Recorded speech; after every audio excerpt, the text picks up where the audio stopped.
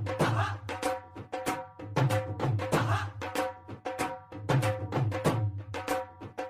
वालेकुम। मैं हूं गुलाम मुर्तज़ा। मैं हूं रुखसार हसन। मैं हूं गुलजार अहमद। आप देख रहे हैं जी ऑथेंटिक रिएक्शन यूट्यूब चैनल। आप सभी दोस्तों का मेरे इस चैनल पर स्वागत है। अगर आप देखना चाहते हैं ऑथेंटिक रिएक्शन वीडियोस तो मेरे इस चैनल को सब्सक्राइब करें। उम्मीद करता हूं कि तमाम दोस्त खैरियत होंगे।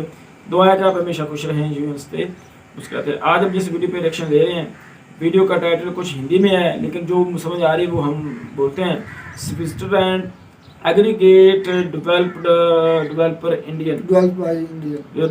चलो सबसे पहले वीडियो देखते हैं, फिर देते हैं अपना ऑथेंटिक रिएक्शन। चाहिए कि एयरपोर्ट के बाहर काले पीले कपड़े में लोग खड़े होना चाहिए। मुंबई जाना है, मेरा टिकट 3000, दूसरा बोल रहा है 2500, तीसरा बोल रहा 2400, ताकि competition more competition more benefit to the consumer. Monopoly नहीं होगी। 5 स्टार होटल में चाय पानी करके कार्टेल करके बैठ जाए, तू एक ले, धंधा नहीं होगा अभी। तो मैंने मजाक में कहा था कि ऐसी स्थिति आनी चाहिए कि कपड़े फटने चाहिए, इतनी झगड़ा होना चाहिए। ये वजन में भी हल्का है और सब रिपोर्ट इसके अच्छे आ गए हैं। हैदराबाद आईआईटी का, रवि सिन्हा जी के मुंबई आईआईटी का, और मैंने कल ही सेक्रेटरी को कहा है कि ये इसको अलाउ करो। तो ये करने से क्या होगा कि ये 30% स्टील प्राइस में सस्ता है। Glass fibre steel, glass fibre का है। अभी सेंट्रल रिसर्च ऑर्गेनाइजेशन हमारी साइंटिस्ट भी बैठी है यहाँ, मैं उनको पीछे लगाऊं कि बिटुमिन में 10% प्लास्टिक और रबराइज बिटुमिन भी, हम उसमें टायर को, जो वेस्ट टायर है उससे जो रबर निकलता है उसको बिटुमिन में यूज कर सकते हैं। हेलीकॉप्टर में बैठा था तो सोच रहा था, जाते जाते उन्होंने मेरा हाथ ही पकड़ लिया, बोले आप नहीं करोगे तो मुझे मुश्किल होगी। तो मैंने डिक्लेयर कर दिया, मुझे लगा 500-700 करोड़ का होगा। वापस आया तो डीजे ने बताया कि 6000 करोड़ का ब्रिज है। तो मुझे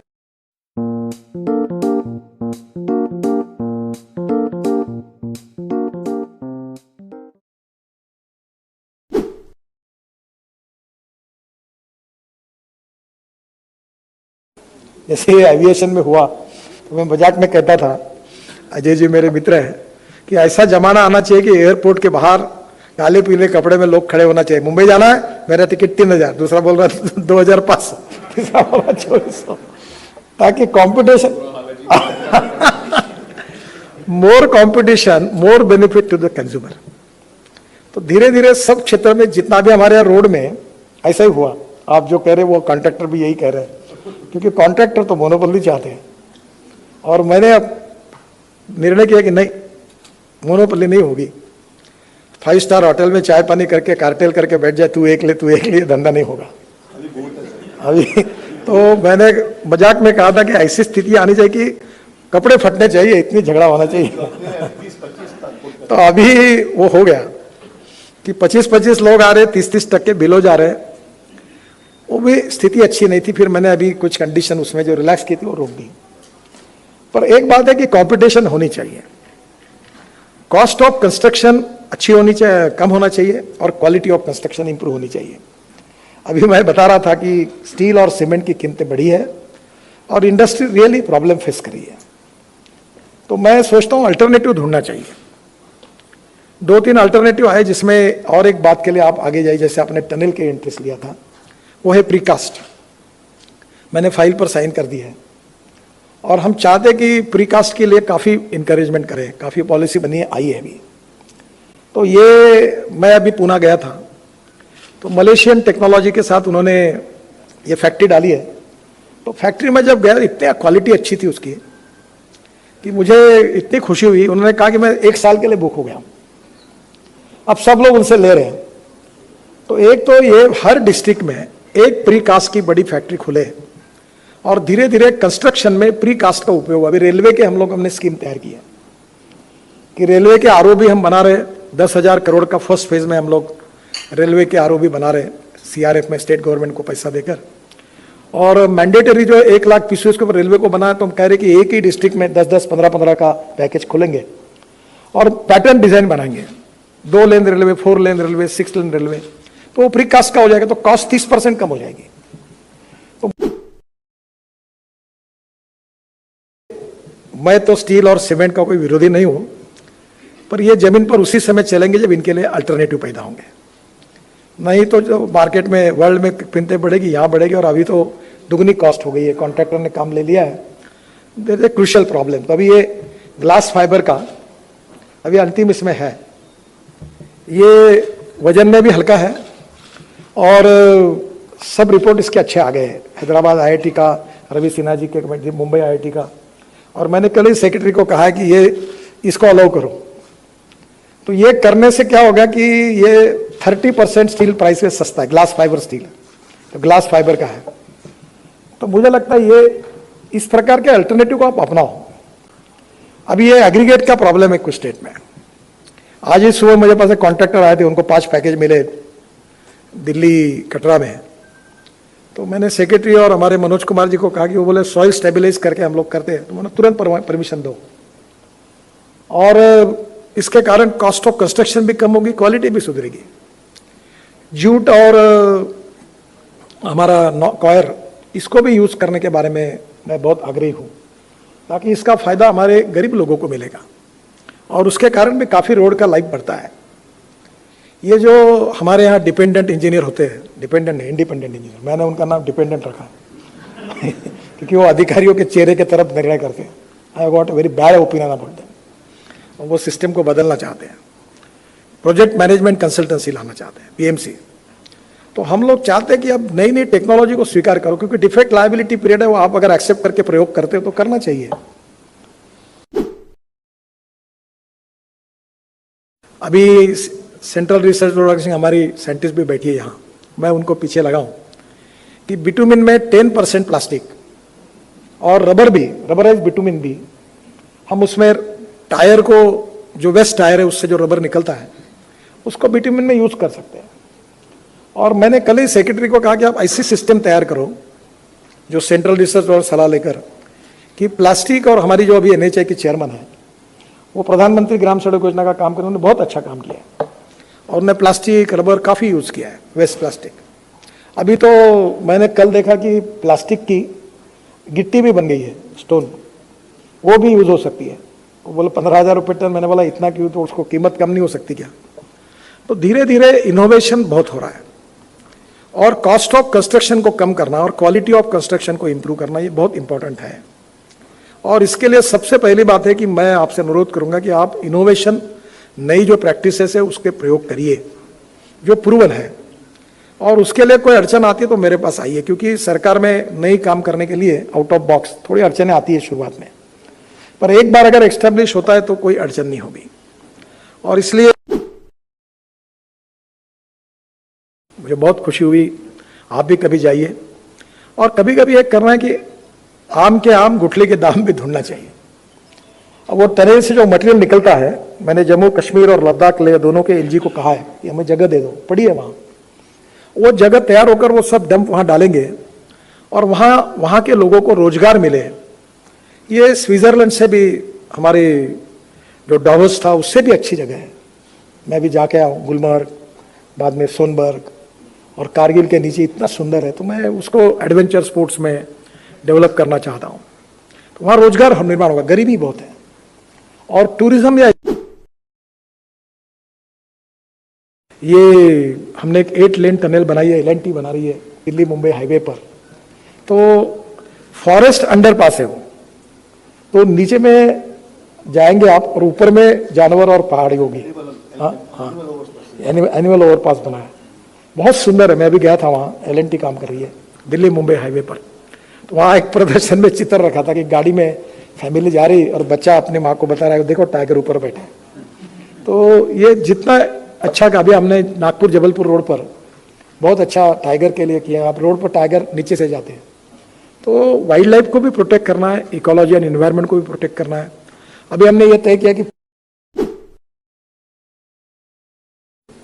मैं जब बेल्जियम में गया था तो रॉटरडैम और बेल्जियम के बीच में वो इसमें नीच में बनाई थी, तो मैंने वो देखी थी।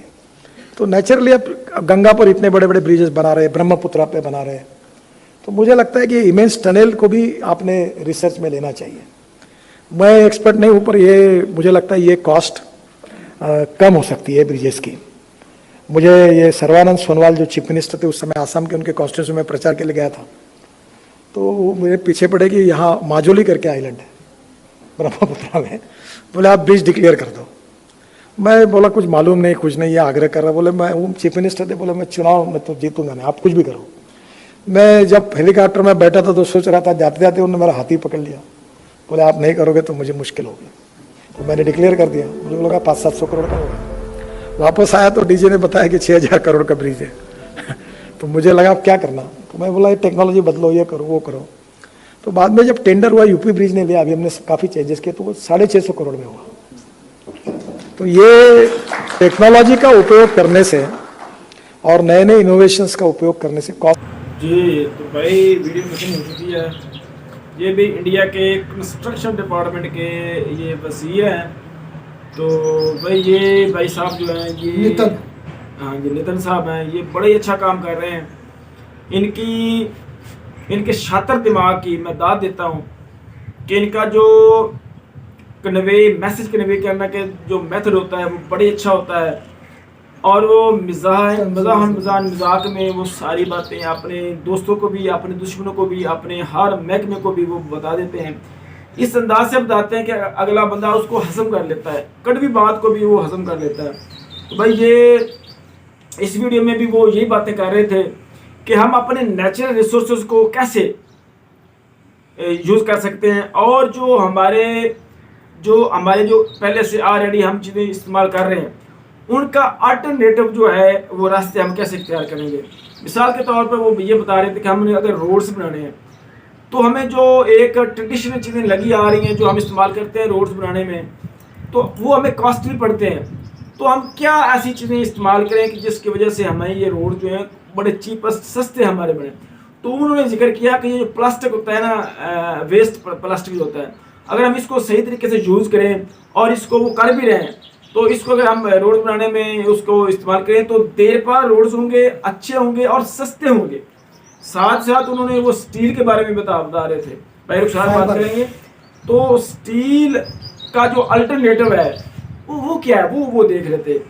मैं एक ये बात करना चाहता हूँ, ये जो नितिन साहब बात कर रहे थे प्लास्टिक और रबड़, इसका कॉम्बिनेशन कैसे ये मजबूत होगा? बहुत मजबूत होता। मैंने ऐसे ही है ना, हमारे पास सीमेंट होता है, रेत होती है और बजरी होती है और पानी होता है, और उसका कॉम्बिनेशन कितना हार्ड हो जाता है। ऐसे ही है, वो तो एक कॉम्बिनेशन है ना, इसका कैसे? ये भी कॉम्बिनेशन है, ये भी उन्होंने ये जो स्टील है ये भी कॉम्बिनेशन ही है। हाँ जी, स्टील कोई प्योर चीज में ना खुद की ये एक एलिमेंट नहीं, ये जो स्टील है ये भी कॉम्बिनेशन है एलिमेंट्स का। नहीं, इससे जो प्लास्टिक और रबड़ के साथ बनाएंगे ये तो बहुत मजबूत है। वो फाइबर की जो बात कर रहे थे ना कि स्टील में जो फाइबर डाल रहे हैं वो सरिया में जो लोहे में डाल, यकीन करें मैं फाइबर मैंने पढ़ रहा, इतने मजबूत फाइबर है कि वो लचक भी है, मजबूत भी है, लचक भी है, पायादार। सोचे नहीं, मैं आपको चंद एक नाम बता देता हूँ जो हमारे इधर इस्तेमाल होते हैं घरेलू अशिया में। ये जो नॉन स्टिक नहीं होता है तवे जी में हम कहते हैं, वो उन पर भी ये चीज़ें लगी होती है। इनऑर्गेनिक जो पॉलीमर है, ये पॉलीमर जो है ये हकीकत में इंकलाब बर्पा कर देंगे। ये हमारी इंडस्ट्री में कर भी रहे हैं, जो ये केमिस्ट है भाई, इन्होंने ये कर भी रहे हैं, ये बड़ा अच्छा जानते हैं, ये कर भी रहे हैं। मैं ये क्या पॉलीमर्स क्या polymers, inorganic polymers, organic polymers, inorganic polymers बहुत ज़्यादा यूज हो रहे हैं हमारे। ऑर्गेनिक होते हैं ना भाई, ये तो होता है जो जिंदा चीज़ें होती है ना, जिंदा चीज़ें मतलब कि जैसे इंसान है वो कुछ चीज़ खाता पीता है, इसमें इस्तेमाल होती है खाने पीने वाली चीज़ों में। जो इनऑर्गेनिक होती हैं वो जो बेजान चीज़ें होती है ना उनमें इस्तेमाल होने वाली यार यही ना, ये कॉटन का कपड़ा हम जो यूज़ करते हैं ये ऑर्गेनिक पॉलीमर है, रुई है ना, ये पॉलीमर है। कि इसी तरह इनऑर्गेनिक पॉलीमर हम जो आपको शायद पता नहीं, ये जो शर्ट्स वगैरह ऐसी शर्ट्स हैं जो चाइना में भी बनती, अब दूसरे मुल्क में बन रही है, जिनका कलर खराब नहीं होता आजकल, वो पॉलीमर से बनती। कपड़े ऐसे हैं जो पॉलीमर, इनऑर्गेनिक पॉलीमर से ये हकीकत में इस पॉलीमर ने ना हमारी तमाम इंडस्ट्रियों में इनकलाब बर्पा कर देना है। ये जो स्टील में मिक्सिंग की बात कर रहे हैं ना, ये देख लें कि ये होता है तलीम का म्यार, ये होता है तलीम किस तरह आपने सिखाया क्या अपने, और तलीम के साथ भाई रुखसार उसका सही तरीके से यूज भी तो होना चाहिए ना। हालांकि हमने पढ़ा है, अगर हम उसको सही तरीके से यूज करें, वो देख लें कि उनका जो ये वजीर है वो उसकी सोच यही है कि हम अपने सस्ते अल्टरनेटिव जो रास्ते हैं वो इख्तियार करें। कि अगर एक चीज़ हमारे पास नहीं है तो उसका हमारे पास अल्टरनेटिव होना चाहिए, और जो सस्ता भी हो और म्यारी भी हो। ये चीज़ें जो होती हैं भाई, आपका एक जो अच्छा लीडर है वो देखता है। तो अगर वो एक उन्होंने वजीर बनाया तो हर रोज उसकी सोच ये है, ये सारी की सारी वीडियो उन्होंने इस सोच पर उन्होंने बनाई है कि हम अपने जो अल्टरनेटिव जो रास्ते हैं वो इख्तियार करें, जो सस्ते भी हों, चीपेस्ट हों, और हमें जो ट्रेडिशनल जो यूज़ हम कर रहे हैं उनसे हटकर हो।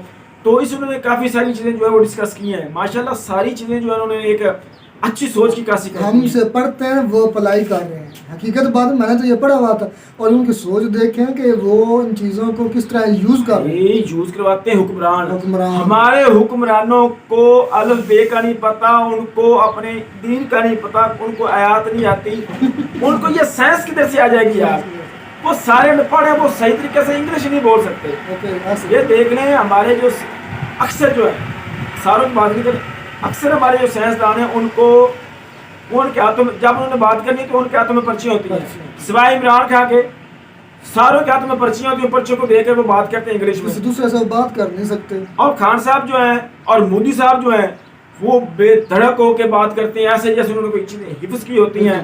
तो भाई ये होती है लीडर्स की बात। ये ऐसे तो ये भी नतन साहब जो हैं ये देख लें कि वो बगैर पर्ची के वो बात कर रहे हैं और एक एक चीज़ जो है वो कर रहे हैं। वो कभी बेल्जियम से हमारा मतलब कि अपने इंडिया का मुकाबला करते हैं, कभी स्विट्जरलैंड। वो ये बात बता रहे थे कि ये जो हमारा इलाका है ना लद्दाख कश्मीर ये सारा, ये स्विट्जरलैंड से भी खूबसूरत है, सिर्फ इसको हमें इसको ठीक करना है। ठीक है, सिर्फ उधर जो है ना इंफ्रास्ट्रक्चर के काम करेंगे ना, जब इंफ्रास्ट्रक्चर ऐसे काम करेंगे लोग जाएंगे तो स्याह पहुंचेंगे वहां पर, टूरिस्ट जो है, तो उससे भाई वो स्विट्जरलैंड को काट जाएगा। तो ये सारी चीजें भाई देखनी पड़ती हैं और ये अच्छी बात होती है। हकीकत बात है, बहुत बेहतरीन इनकी सोच और ये वाकई तरक्की कर रहे हैं। यही वजह है भाई मुझे ना दिल से मुझे मजा आ गया उनकी ये बातें सुनकर। मैं इनको सलूट करता हूँ। मैं कहता हूँ कि ऐसे ही लीडर होने चाहिए जो हर रोज किसी न किसी नई चीज खोज में लगे, सर्च में लगे रहे, तब मुल्क जो है वो तरक्की करते हैं। तो उम्मीद करता हूँ कि आपको वीडियो पसंद है। कि वीडियो पसंद है तो वीडियो को लाइक करें, शेयर करें, हमारे चैनल को सब्सक्राइब कर दें। मिलते हैं अगली वीडियो में किसी नेटवर्क के साथ, तब तक दीजिए इजाजत।